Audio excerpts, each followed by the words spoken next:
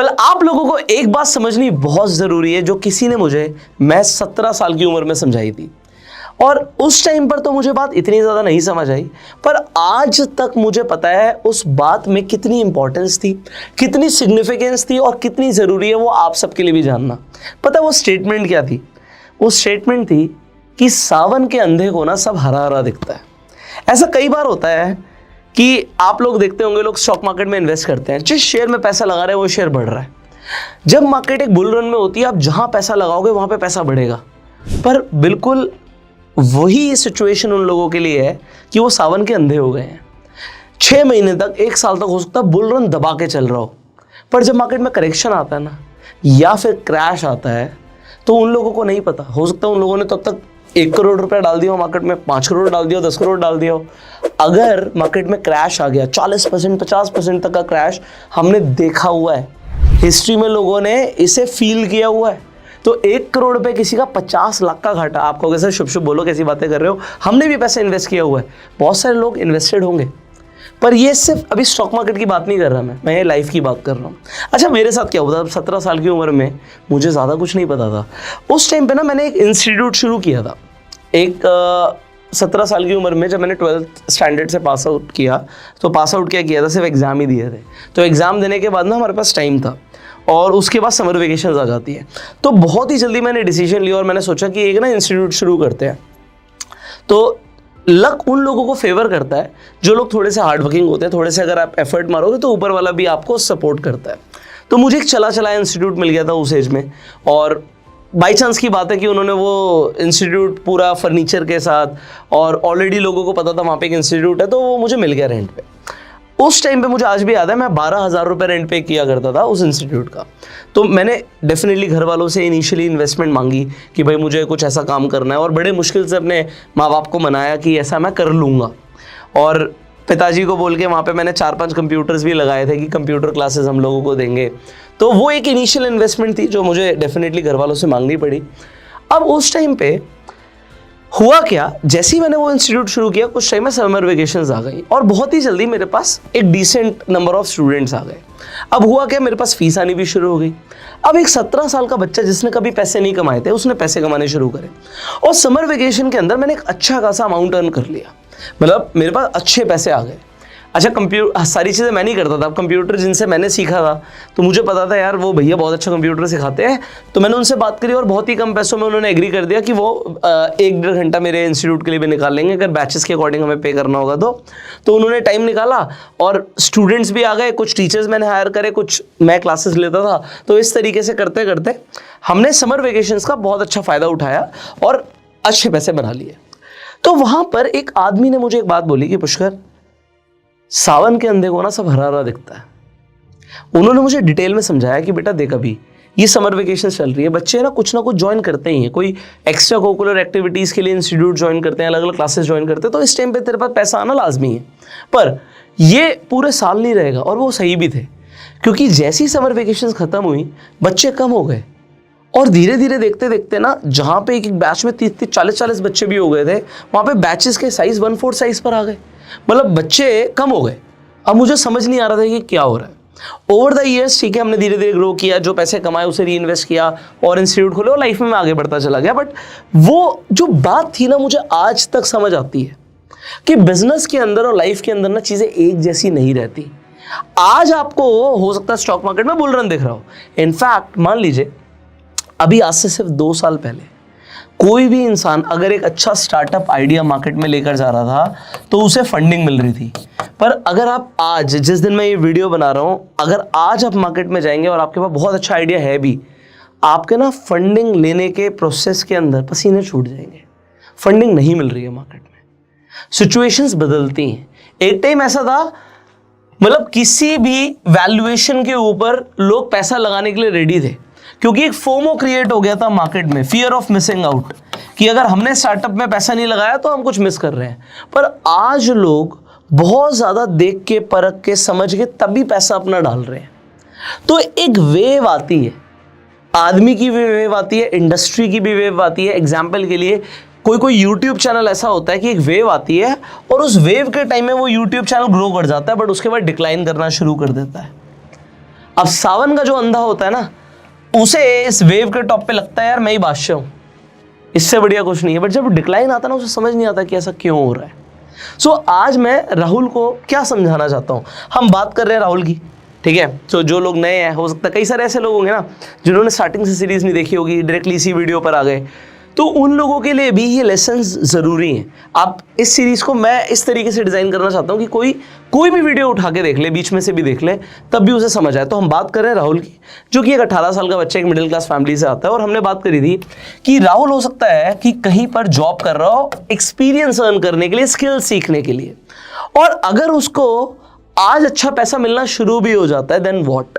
सो मान लेते हैं राहुल ज़्यादा नहीं, सिर्फ 25-30 हज़ार रुपये कमाना शुरू कर देता है। अभी हम आगे बात करेंगे। हो सकता है राहुल ने अपना कोई छोटा मोटा बिजनेस शुरू किया और उसका बिजनेस चल पड़ा, वो कुछ पैसा कमा रहा है, कुछ भी, मतलब मान लो 50,000 कमा रहा है या 1 लाख रुपए कमा रहा है, any amount he is earning, ठीक है। तो अब उसे क्या क्या समझने की जरूरत है।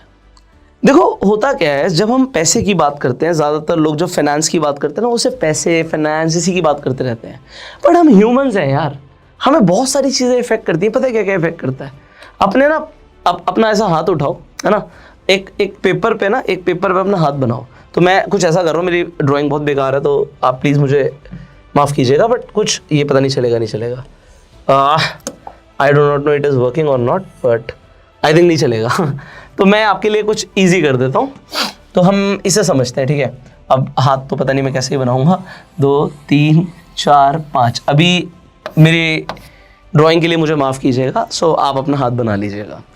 सो ये जो मैंने हाथ बनाया ना, ये 5 डायमेंशंस है लाइफ के। 5 ऐसी चीज़ें हैं जो एक इंसान को ना इफेक्ट करती हैं। इंसान बहुत सारी चीज़ों से ना कनेक्टेड होता है, जैसे कि उसकी फैमिली, जैसे कि उसके फाइनेंसेस, जैसे कि उसकी स्पिरिचुअलिटी, जैसे कि उसकी हेल्थ, और जैसे उसका सोसाइटी। तो ये 5 चीज़ें हम यहाँ पे लिख देते हैं। देखो आप आराम से लिखिएगा अपनी नोटबुक में, आपके लिए नोट्स हैं ये, तो आपको अच्छा रहेगा। सो एक डायमेंशन है जिसके ऊपर राहुल को ध्यान देना, दैट इज़ हेल्थ। देखो अगर हेल्थ इफेक्ट होती है ना, तो फाइनेंसेस अपने आप इफेक्ट हो जाते हैं। हम आगे और भी बात करने वाले हैं इन चीज़ों के ऊपर, बट मैं बहुत स्लोली चल रहा हूँ। मुझे पता है यार राहुल की ना ज़िंदगी बदलनी है, और ज़िंदगी एक दिन में बदलेगी नहीं, है ना। ये 40 एपिसोड्स देख भी लोगे तब भी ज़िंदगी नहीं बदलेगी, क्योंकि सिर्फ 40 एपिसोड देखने से कुछ नहीं होगा। बट इन 40 एपिसोड्स के अंदर जो चीज़ें राहुल समझ रहा है ना, उन्हें जब लाइफ में अप्लाई करेगा ना, तो बहुत कुछ होगा। तो मैं ये बताना चाहता हूँ कि मान लीजिए किसी की हेल्थ ख़राब हो गई। अभी बीच में हमने कोविड एक्सपीरियंस किया। भाई कोविड में लोगों के साथ क्या हुआ, लोगों ने ज़िंदगियाँ खोई हैं, तो उससे बुरा कुछ नहीं हो सकता, है ना। तो हेल्थ बहुत ज़्यादा इंपॉर्टेंट है, आपको समझ आ रहा है। कोई आदमी 2 दिन के लिए बीमार हो जाता है, वो काम नहीं कर पाता, वो जॉब पे नहीं जा पाता, उसकी सैलरी डिडक्ट होती है। तो आप समझ रहे हो, बीमार पड़ना बहुत ही बुरा है।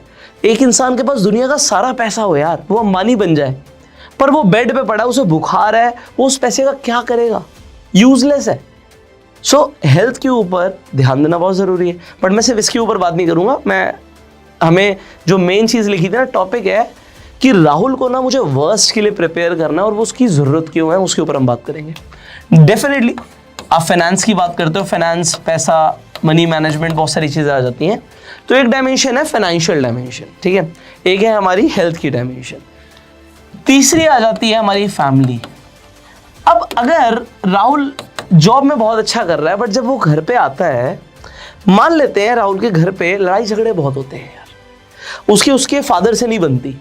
मान लेते हैं राहुल के फादर ड्रिंक करते हैं और उसकी बिल्कुल नहीं बनती, गाली गलौज होती है घर पे, तो वो ना मेंटली बहुत स्ट्रेस में रहेगा, बहुत ज़्यादा स्ट्रेस में रहेगा। तो एक ही चीज़ नहीं है, सिर्फ इंसान जो है वो बहुत सारी चीज़ों से इफेक्ट होता है, जिसके अंदर डेफिनेटली उसकी फैमिली एक बहुत बड़ा रोल प्ले करती है। अगर कल को राहुल शादी करेगा तो उसकी स्पाउस एक बहुत बड़ा रोल प्ले करेगी उसकी लाइफ में। तो ये चीज़ें मैं आपको इसलिए बता रहा हूँ क्योंकि शायद इसके ऊपर बहुत कम लोग बात करते हैं, बट आपके लिए ज़रूरी है। नेक्स्ट, आपकी सोसाइटी। अब सोचो किसी के साथ सब कुछ बहुत बढ़िया हो रहा हो, बहुत ही बढ़िया हो रहा हो। एक आदमी अपनी फैमिली के साथ बहुत खुश था, पता है कहाँ पर? सीरिया में। और उसकी 2 लड़कियां थीं और दोनों नेशनल लेवल स्विमर्स थी।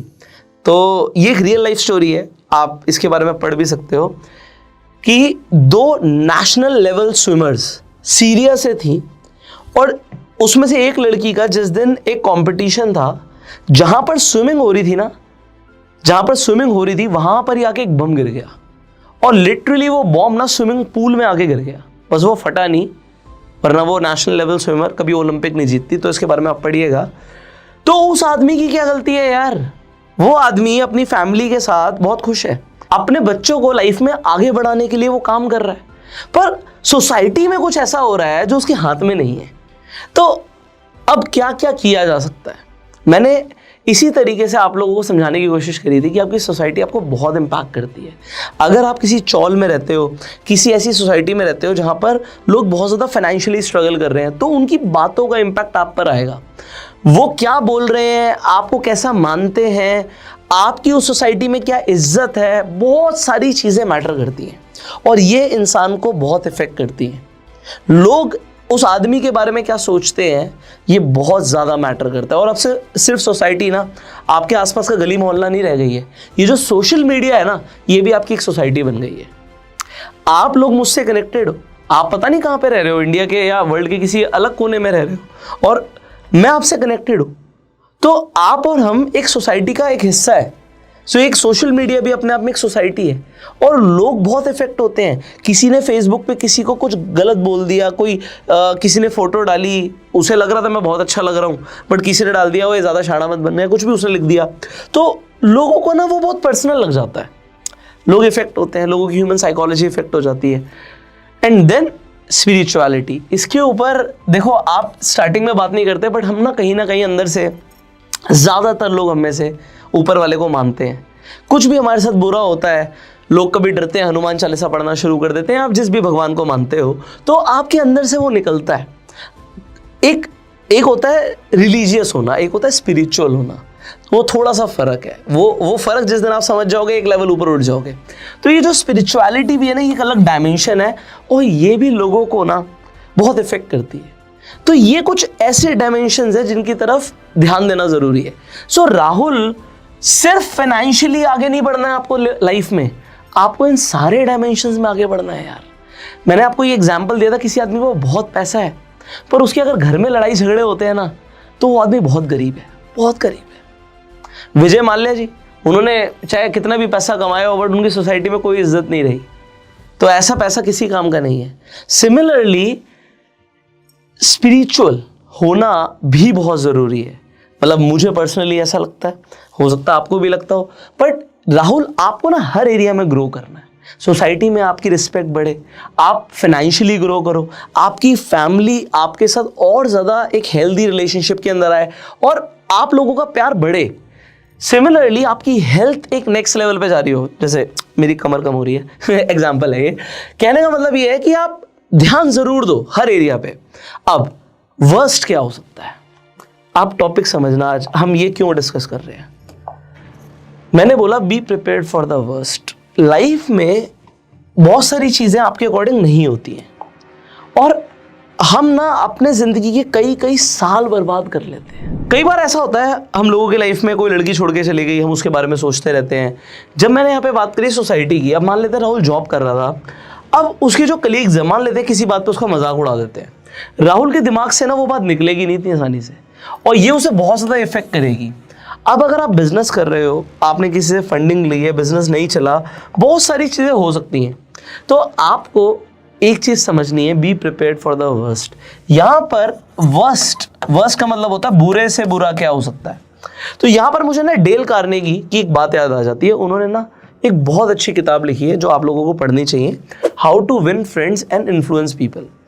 अब अगर आप, हिंदी में आती है लोक व्यवहार के नाम से, आप पढ़ सकते हैं, मैं लिंक डाल दूंगा डिस्क्रिप्शन कमेंट बॉक्स में, तो आपको बुक मिल जाएगी। सो ये जो बुक है ये काफ़ी हेल्प करेगी, और उन्होंने और भी काफ़ी सारी किताबें लिखी है, बट उनकी एक बात है जो आप लोगों के लिए बहुत ज़्यादा काम की है। वो बात ये है, डेल कार्नेगी जी बोलते हैं कि भाई इमेजिन करो, अगर आप किसी बुरी सिचुएशन के अंदर हो, आप इमेजिन करो कि बुरे से बुरा क्या हो सकता है आपके साथ। आप इमेजिन करो, आप कहते हो भाई आपके जॉब में कुछ गलत हुआ, बॉस ने कुछ बोल दिया, आप इमेजिन करो कि बुरे से बुरा क्या हो सकता है। आप कहोगे बुरे से बुरा हो सकता है कि बॉस जॉब से ही निकाल दे, ये बुरे से बुरा हो सकता है।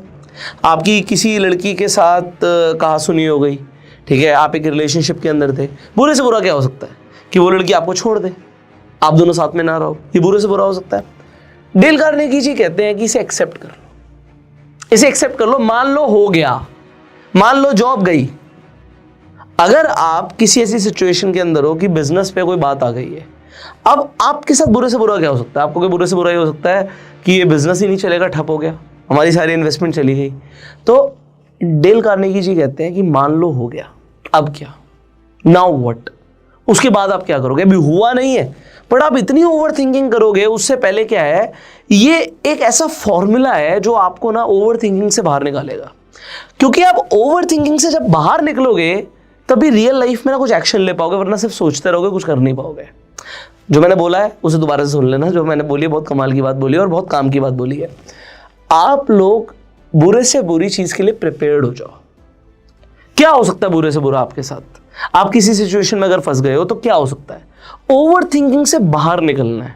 B prepared for the worst and फिर आप स्मॉल स्टेप्स लो कि अगर ऐसा हो गया तो आप अपनी लाइफ को और उस सिचुएशन को कैसे बेहतर करोगे, कैसे इंप्रूव करोगे।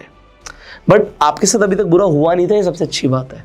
ये तो आपने इमेजिन कर लिया कि बुरे से बुरा क्या हो सकता है। जॉब गई नहीं थी, बट अगर जॉब चली भी गई तो मैं ये करूंगा। और आप जब उसके लिए प्रिपेयर्ड हो जाते हो ना, यू बिकम मोर कॉन्फिडेंट कि ये तो बुरे से बुरा हो सकता है, फिर मैं क्या करूंगा। वो लड़की छोड़ के चली गई, ठीक है, चली गई, अब इससे ज्यादा क्या हो सकता है। और उसके बाद आप अपने आप को मेंटली स्ट्रांग कर लेते हो। तो एक तो राहुल को वर्स्ट के लिए प्रिपेयर होना है। अब वर्स्ट ना फाइनेंशियली भी वर्स्ट हो सकता है। आप लोग इन्वेस्टमेंट्स कर रहे हो, मान लेते हैं आपकी इन्वेस्टमेंट क्रैश हो जाती है किसी भी वजह से, मार्केट में कुछ ऐसा हो गया कि आपको नुकसान हो गया। आप तो प्रॉफिट कमाना चाहते थे, हर आदमी अच्छा ही चाहता है ना। बट अगर ऐसा हुआ देन व्हाट, फिर क्या होगा? सो उसके लिए आपको मेंटली प्रिपेयर्ड होना जरूरी है। अभी मैं इन्वेस्टमेंट वाले डोमेन के ऊपर ना बहुत ज़्यादा बात नहीं कर रहा, क्योंकि मुझे पता है कि अभी के टाइम पर मेरे दिमाग में चल रहा है कि राहुल ने पैसा कमाना जब शुरू किया है, कुछ पैसा उसने जोड़ना शुरू किया, वो री इन्वेस्ट करेगा। इन्वेस्टमेंट्स के ऊपर हम डिटेल में बात करने वाले हैं आने वाले एपिसोड्स के अंदर। पर अभी के लिए इंपॉर्टेंट क्या है कि you have to be prepared for the worst. अब मैं आपको यहाँ पर ना एक कमाल की बात बताता हूँ। जो हमने डायमेंशंस डिस्कस करे ना, अभी तक आप लोगों ने ना ये सुन ही लिया होगा, हमने भी कई सारी वीडियोस बनाई है कि भैया आप हर महीने SIP करो, स्टॉक मार्केट में इन्वेस्ट करो, और एक टाइम आएगा जब आपके पास लाखों या करोड़ों रुपए भी हो जाएगा। पर लोग ना सिर्फ SIP की बात करते हैं कि आप हर महीने ना कुछ पैसा इन्वेस्ट करो और एक टाइम पे ना आपके पास एक बहुत बड़ा रिजल्ट आएगा। पर मैं आपको एक चीज़ यहाँ पर बताऊँ, ये जितने भी आज मैंने आपको डायमेंशंस बताए हैं ना, इन सारे डायमेंशंस में भी ना SIP करनी बहुत ज़रूरी है। आप कहोगे ये क्या बात कर रहे हो? देखो, इसे बोलते हैं, आप लिख सकते हो, स्मॉल एक्ट ऑफ गुडनेस। छोटी छोटी अच्छाइयाँ करते चलो। आप मंदिर जाते हो, आपको एक बूढ़ी सी दादी मिलती हैं, वो सीढ़ियाँ नहीं चढ़ पा रही मंदिर की, आप उनकी हेल्प करते हो, आप सीढ़ियाँ चढ़वा देते हो।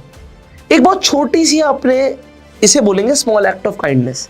आपने एक बहुत छोटी सी एक्ट किया, छोटा सा काम किया, एक गुडनेस करी, और बस आपको उनसे कुछ नहीं चाहिए था।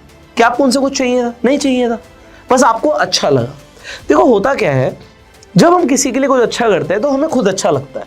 मैं ये नहीं कह रहा कि स्पिरिचुअल एंगल से कि आप कर्म करते चलो, अच्छाइयाँ करते चलो और एक टाइम पे आपको उसका बहुत बड़ा रिजल्ट मिलेगा, तो उस एंगल में जा ही नहीं रहा। हो सकता है मिले, मैं इस एंगल में जा रहा हूँ कि जब हम किसी के लिए अच्छा करते हैं हम खुद अच्छा फील करते हैं, और जब हम किसी के लिए बुरा करते हैं हम खुद बुरा फील करते हैं। एग्जाम्पल के लिए, आप रोड पे देखते हो कई सारे ऐसे लोग होते हैं, भाई किसी रिक्शे वाले ने किसी की गाड़ी पे मार दिया, वो गाड़ी वाला उतरता है और रिक्शे वाले को चाटा मारता है। आपको सुन के ही अच्छा नहीं लग रहा। आप सोचो जिस आदमी ने वो चाटा मारा होगा उसे अच्छा लगा होगा, उसने मार तो दिया, सुनाया तो सही, बट उसकी बॉडी में क्या केमिकल रिएक्शंस बने होंगे, उसके उस टाइम पे इमोशंस क्या रहे होंगे। वो गुस्से में वो तो उसका भी कॉर्टिसोल लेवल बढ़ गया, डोपामिन तो रिलीज हुआ नहीं। तो कहने का मतलब क्या है कि उसे भी अच्छा नहीं लगा कुछ गलत करके, जो गलत है। बट अगर आप छोटी छोटी अच्छाइयाँ करते चलते हो ना लाइफ में, तो आप अच्छे इंसान बनते हो। और ये भी आप SIP कर रहे हो, वो स्पिरिचुअल एंगल से कभी भगवान आपको उसका फल देगा, वो एक अलग चीज़ है, बट ये बहुत ज़रूरी है। इसी तरीके से भाई भगवान की एक दिन साल में मतलब 24 घंटे पूजा करने से बढ़िया है कि भैया थोड़ा थोड़ा सा पाठ या थोड़ा सा पूजा, या जो भी आपको जिस तरीके से आप ऊपर वाले से कनेक्शन बिठाते हो, तो वो थोड़ा सा रोज़ कर लो। शायद उससे आप ज़्यादा अच्छे इंसान बने, आपके अंदर ज़्यादा अच्छी फीलिंग्स आए। आपको इम्प्रूव करना है। देखो, हम वर्स्ट के लिए प्रिपेयर करने की बात कर रहे हैं, तो हम अगर धीरे धीरे छोटी छोटी एसआईपी इन सारे डोमेन्स में करेंगे। आप अपनी वाइफ को पूरे साल टाइम नहीं देते, उसे उल्टा सीधा बोलते हो, और एक बार उसके लिए एक डायमंड रिंग ले जाते हो, शायद उसको उतना अच्छा असर ना पड़े जितना अच्छा असर इस चीज़ का पड़ेगा कि आप हर 3-4 दिन में वाइफ को किसी ना किसी तरीके से सरप्राइज देते हो। कभी मूवी पे ले जाते हो, उसको जो फेवरेट मान लो स्वीट अच्छी लगती है, कभी ले आते हो ऑफिस से आते हुए। तो वो छोटी छोटी एसआईपीज हैं जो आपको एक बहुत बड़ा रिजल्ट देंगी। यहाँ पे लमसम काम नहीं करता कि मैंने तो तुम्हें डायमंड की रिंग दी थी और तुम मुझसे ऐसे बात कर रही हो, क्योंकि आपने पूरे साल क्या किया वो बहुत इंपॉर्टेंस रखेगा। सिमिलरली, क्योंकि मैंने आपको बताया राहुल हर चीज़ से इफेक्ट होगा। आप आज आपकी शादी नहीं हुई भाई, आपके पापा काम पर जाते हैं, आप देखते हो भाई, स्मॉल एक्ट ऑफ गुडनेस की बात हम कर रहे हैं, आप देखते हो कि जो शर्ट है वो मुसी हुई है, आप शर्ट खुद प्रेस कर देते हो, आप कर सकते हो, और आपने कर दिया, उन्हें अच्छा लगता है, आपको अच्छा लगता है।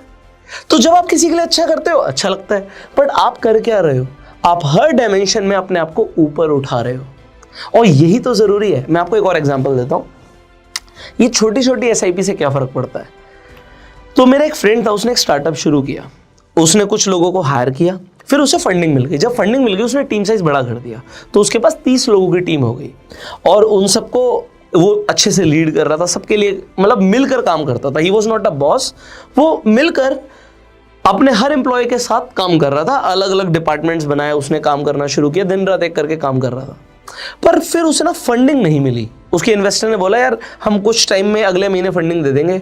अब अगले महीने फंडिंग दे देंगे, उसके पास ना अकाउंट में पैसे नहीं बचे, तो उसने अपनी तरफ से कुछ पैसे डाले कंपनी में और लोगों की सैलरीज दी, क्योंकि उसे लोगों की सैलरीज रोकनी नहीं थी। लोगों को पता लग गई कि इस बार फंडिंग नहीं आई है, ये जो हमारा बॉस है, हमारा जो सीईओ है, इसने अपनी खुद के पैसों से हमारी सैलरी दी है। उसे उन सबको पता लगा, ठीक है जी। अगले महीने फिर फंडिंग नहीं आई, उस आदमी ने फिर से अपना पैसा डाला और लोगों की सैलरीज दी। अब उसका पैसा भी खत्म हो गया, क्योंकि उसके पास इतने पैसे नहीं थे, और वो खुद कंपनी से सैलरी नहीं लेता था। अब तीसरे महीने भी फंडिंग नहीं आई, अब उसके पास पैसे नहीं थे। क्या उसके आसपास जो एम्प्लॉयज थे उन्होंने छोड़ दिया? उसे नहीं छोड़ा। पर आप एक बात बताओ, ऐसा कितनी कंपनीज में होगा कि अगर सैलरी नहीं मिली और लोग काम करेंगे? क्योंकि लोगों को पता लगा यार, एक तो ये उसने लोगों के साथ मिलकर काम किया, वो बॉस ही नहीं था कि तुम ये करो, तुम ये करो, तुम ये करो, उंगली दिखा के काम नहीं कराया। लीडर में और बॉस में यही फर्क होता है ना। बॉस कहता है ये करो और लीडर कहता है चलो मिलकर करते हैं, बस इतने से डिफरेंस है। सो ये जो चीज़ें और जो बातें मैं आपको बता रहा हूँ ना, ये लाइफ में बहुत काम आएंगी राहुल के। एंड शायद जब कभी वर्स्ट सिचुएशन आए ना, ये सारे डायमेंशंस में अलग अलग तरीके से लोग आपका सपोर्ट करें। जब कभी कोई बुरा वक्त आए तो उस टाइम में राहुल अकेला नहीं होगा, उसकी फैमिली उसके साथ होगी। अब अगर वो एसआईपीज कर रहा था तो उसके फाइनेंस उसके साथ होंगे, है ना। अगर वो अपनी हेल्थ पर थोड़ा सा ध्यान दे रहा था तो कोई बड़ी बीमारी उसे इतनी जल्दी इफेक्ट नहीं कर पाएगी, क्योंकि उसने अपने शरीर पर काफ़ी ध्यान दिया होगा। एंड ऑल द एरियाज जो मैंने आपको बताए हैं। आज यहाँ तक हम कुछ ऐसी चीज़ों के ऊपर बात कर रहे हैं जिसके ऊपर लोग जनरली बात नहीं करते, पर आज आपने समझा है कि small act of kindness, small act of goodness कितने ज़्यादा ज़रूरी हैं। मेरे हिसाब से बहुत ज़्यादा ज़रूरी है, क्योंकि राहुल को सिर्फ अमीर नहीं बनाना, मुझे हर एरिया में उसे अमीर बनाना है, और उसे पहले एक अच्छा इंसान बनाना है। क्योंकि अगर वो एक अच्छा इंसान बन गया ना, तो वो चीज़ों को अट्रैक्ट करना शुरू कर देगा, और ये पॉजिटिविटी के साथ ही हम लाइफ में आगे बढ़ेंगे। क्योंकि हम चाहते हैं जब हमारे पास पैसा आए ना, ब्लेसिंग्स के साथ आए, उसका मज़ा ही अलग है। एंड फाइनली जो हमने बात करी थी कि भाई अगर आज आप जॉब कर रहे हो या आप बिजनेस कर रहे हो, वर्स्ट ये हो सकता है कि कल को सारी चीज़ें एक जैसी ना रहें। जॉब जा भी सकती है, बिजनेस नहीं भी चलेगा, तो फाइनेंशियली भी आपके पास पैसा होना चाहिए। राहुल के साथ ये बिल्कुल नहीं होना चाहिए। बहुत छोटी सी बात है, बट मैं इसे रिपीट कर रहा हूँ कि पैसा आया और आपने पैसा उड़ा दिया। आपको पता है गरीब होने का सबसे आसान तरीका क्या है? अमीर दिखने का दिखावा करना। मैं रिपीट कर रहा हूँ, गरीब बनने का सबसे आसान तरीका अमीर बनने का दिखावा करना। क्योंकि दिखावा करने के लिए ना लोग महंगी महंगी चीज़ें खरीदना शुरू कर देते हैं। राहुल अमीर बना या नहीं बना, उससे पहले अगर वो अमीर दिखने की कोशिश करेगा ना, बहुत ज़्यादा इम्पैक्ट हो जाएगा वो, और फिर वो वर्स्ट के लिए प्रिपेयर्ड नहीं होगा, वो टूट जाएगा। और लोगों के साथ ऐसा होता ही है। तो आप छोटी छोटी SIPs करते रहो। आज मैंने आपको 5 डायमेंशंस बताई हैं, आप कमेंट करके ज़रूर बताइएगा वो 5 डायमेंशंस कौन सी है जिनमें हमें SIPs रेगुलर करनी है, और लोगों को भी पता लगेगा जब आप इस वीडियो को शेयर करेंगे लोगों के साथ। फाइनली आप इस प्लेलिस्ट को भी शेयर कर सकते हैं। ऑलराइट, तो आने वाली वीडियोस के अंदर हम स्टेप बाय स्टेप आगे बढ़ने वाले हैं। आई होप आपको ये सीरीज़ में काफ़ी कुछ सीखने को मिल रहा होगा। स्लोली हम ज़रूर जा रहे हैं, बट मुझे राहुल को लाइफ के लिए प्रिपेयर करना है। सो ये सारी बातें मुझे पर्सनली लगता है कि बहुत ज़्यादा ज़रूरी है। हो सकता है कुछ लोगों को लगे यार ये फिलॉसफी ज़्यादा हो रही है, बट मैंने जैसे बताया था कि मेरे हिसाब से लाइफ चेंजिंग विजडम है। So I will see you in the next video. Till that time you can like this video, subscribe this channel, click on the bell icon, जिससे आने वाली वीडियोस आप मिस ना करें। अब हम धीरे धीरे आने वाली वीडियोस में थोड़ा लेवल इंक्रीज करने वाले हैं, और भी चीजें आपको पता लगने वाली हैं। So see you in the next video. Till that time you go self made and जय हिंद।